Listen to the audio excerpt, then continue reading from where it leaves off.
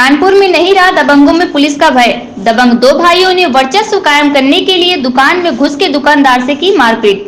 आशु यादव व दिलीप यादव दोनों भाइयों की क्षेत्र में है दहशत। आए दिन लोगों के साथ करते हैं मारपीट। मारपीट की घटना सीसीटीवी कैमरे में हुई कैद। सूचना पर पहुंची पुलिस आरोपियों की तलाश में जुटी। थाना बाबूपुरिया क्षेत्र के झगड़कटी बस अड्डे की घटना।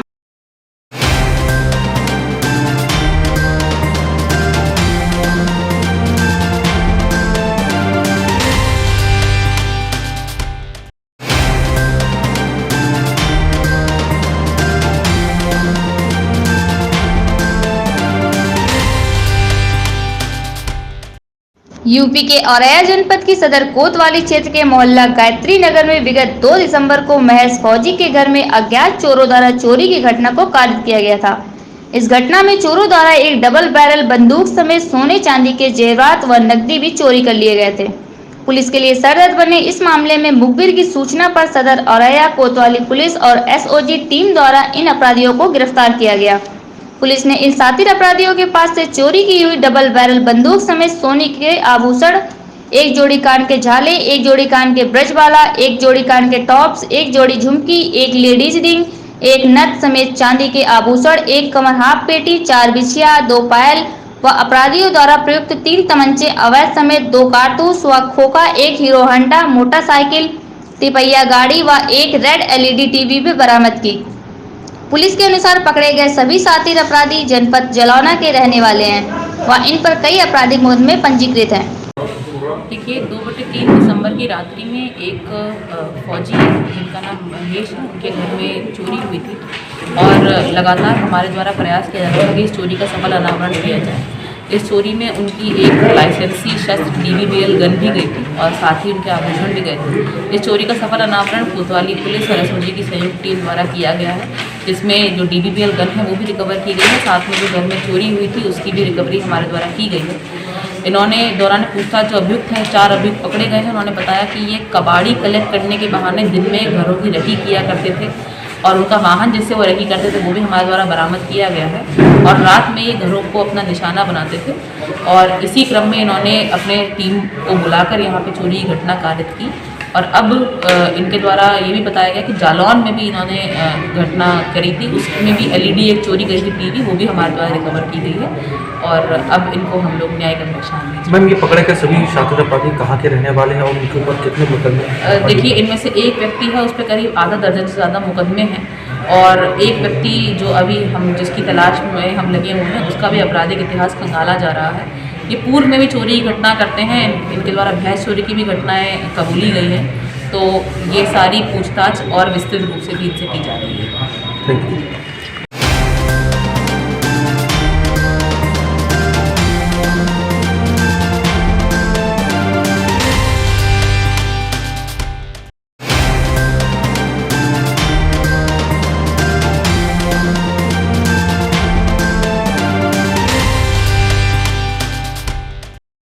अतिक्रमण हटाओ अभियान में भाजपा नेता सिटी मजिस्ट्रेट से भिड़ा। नगर पालिका द्वारा चलाया जा रहा है अतिक्रमण हटाओ अभियान। भाजपा मीडिया प्रभारी ने सिटी मजिस्ट्रेट को देख लेन की दी धमकी। सिटी मजिस्ट्रेट को सीएम से शिकायत करने की दी धमकी। सिटी मजिस्ट्रेट ने धमकी भरे लहजे में कहा, जो करना है कर लेना। उसमें कहते हैं मास्टर प्लान आप नहीं लगाएंगे, हम उसमें मास्टर प्लान नहीं लगाएंगे। ये क्या तरीका होता है? ये क्या तरीका होता है भाई आपका? आपने गलत तरीके से काम किया यहाँ पर। माननीय मुख्यमंत्री जी से मैं आपकी शिकायत कराऊंगा, माननीय मुख्यमंत्री से मैं आपकी कराऊंगा, मैं लिखित कराऊंगा आपकी, तो मैं कराऊंगा, मैं लिखित कराऊंगा। आपने गलत तरीके शिवांग रस्तोगी भाजपा का है मीडिया प्रभारी के साथ सर्राफा व्यापारी। अपनी ही सरकार के आदेशों के खिलाफ सिटी मजिस्ट्रेट से भिड़े। घूमना से चौक तक चलाया जा रहा है अभियान। मौके पर भारी मात्रा में पुलिस और पीएसी तैनात। सदर कोतवाली क्षेत्र का मामला।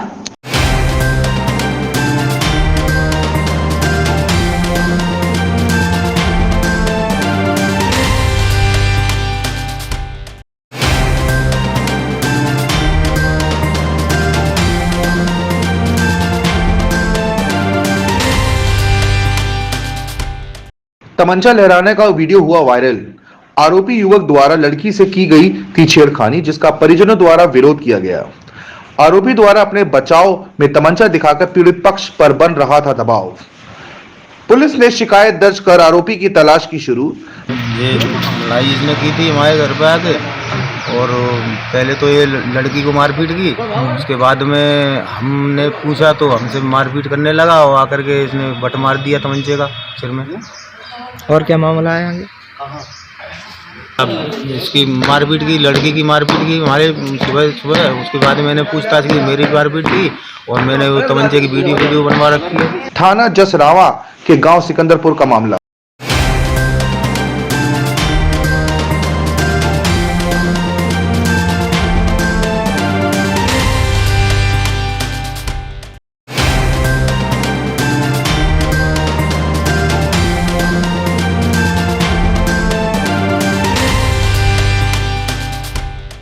एक बड़ी खबर आ रही हरदोई से, जहां पर संदिग्ध परिस्थितियों में घर के अंदर मिला युवक का अजला शव। युवक का अजला हुआ शव मिलने से इलाके में हड़कंप। घर के अंदर जला हुआ शव मिलने से सनसनी।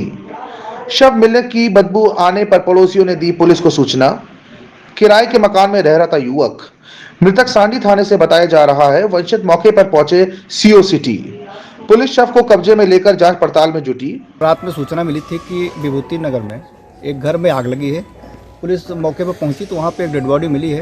पुलिस सभी पहलुओं पे जांच कर रही है और जैसा आगे होगा आपको बताया जाएगा। परिजन क्या बता रहे हैं? कुछ अभी परिजन कुछ बताने के स्थिति में नहीं है। उनकी पत्नी है, उनसे बातचीत हो रही थी, अभी उनको होश हवास में नहीं है। जैसा आगे बताएंगे फिर बात करेंगे। किसी में कोई वांछित मुलजिम है क्या कुछ संज्ञान? अब ये सारी चीज़ें, चूँकि डेड बॉडी ऐसी है वो अभी पहचान नहीं हो पा रही है। ये सारी चीज़ें जब बताएंगे तो आगे उसमें कार्रवाई के बारे में आपको बताया जाएगा। शहर कोतवाली इलाके मोहल्ले विभूति नगर की घटना।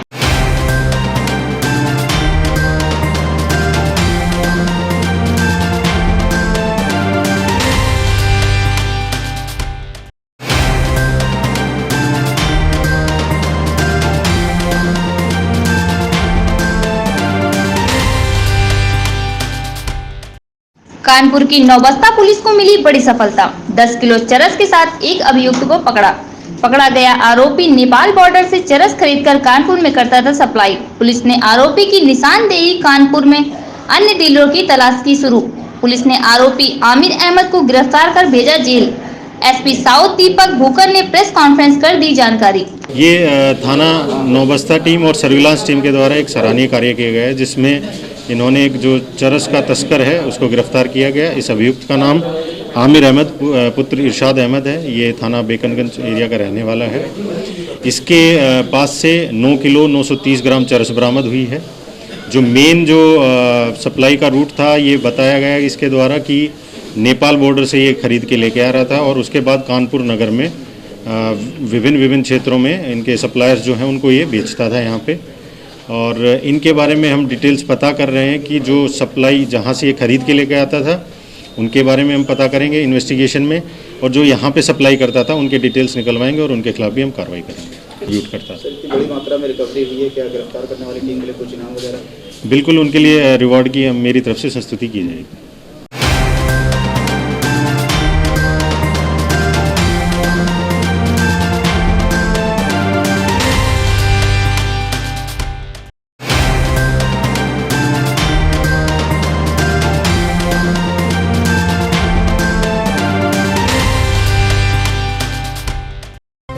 लखनऊ से बड़ी खबर। ब्रिटेन से लौटे 10 लोग कोरोना पॉजिटिव। मेरठ में 4, नोएडा में 3 मरीज मिले। गाजियाबाद में 2, बरेली में 1 कोरोना संक्रमित। नए स्ट्रेन से संक्रमित हो सकते हैं यात्री। मरीजों के संपर्क में आए लोगों को आइसोलेट किया गया। ब्रिटेन से लौटे हैं सभी कोरोना मरीज।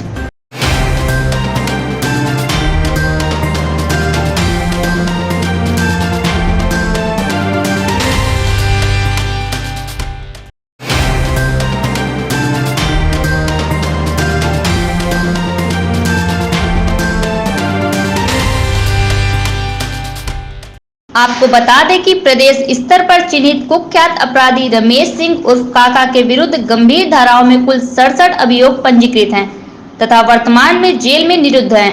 उक्त के लड़के सुधीर सिंह भी गैंगस्टर अपराधी हैं तथा इसके विरुद्ध गंभीर धाराओं में कुल 7 अभियोग पंजीकृत हैं। आपको बता दें कि उक्त अपराधी रमेश सिंह उर्फ काका की पूर्व में दिनांक 2 तारीख 8वां महीना 2020 को थाना सरायल खंसी क्षेत्र अंतर्गत ग्राम इमलिया में अर्जित भूखंड व उस पर निर्मित 2 मंजिला मकान कुल मूल्य 1,59,64,00,000 रुपए जब्त किया जा चुका है। ये रमेश सिंह उर्फ काका के साले की संपत्ति है, जो कि उनका नाम ललन सिंह है, और लेकिन उनकी हैसियत नहीं इस प्रकार की थी कि इस प्रकार की भूमि इस मौके की ज़मीन पर इतना बड़ा भवन निर्माण कर सके। इसी क्रम में न्यायालय जिला मजिस्ट्रेट मऊ द्वारा इस ज़मीन को उनकी संलिप्तता के कारण इसको कुर्क किया गया है। कितने कीमत में? 1,62,63,976 रुपये। इनका आपराधिक इतिहास भी जैसा कि आपको बताना चाहता हूं मैं, इन पर 11 हत्या का मुकदमा है, 9 गैंगस्टर है और 1 NSA की कार्रवाई हुई है। टोटल 67 मुकदमे इन पर पंजीकृत हैं। ठीक है।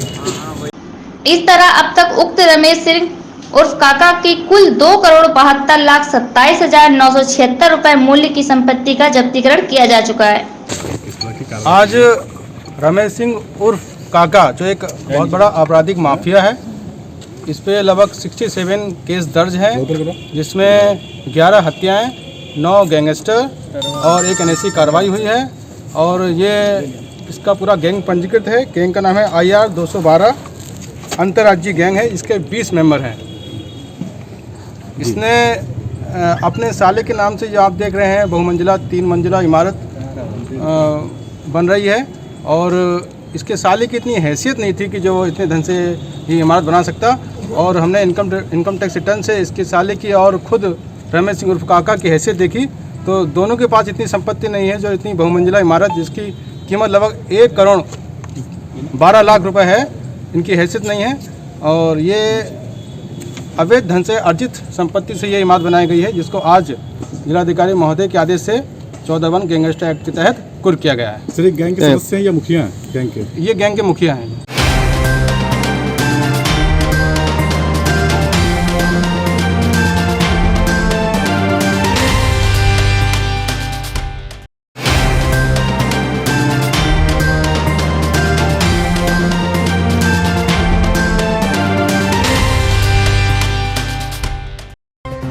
लखनऊ से बड़ी खबर, फिर शुरू होगा आरोग्य मेलों का आयोजन।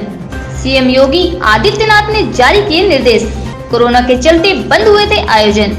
मेले में कुपोषण, कोरोना के प्रति किया जाएगा जागरूक।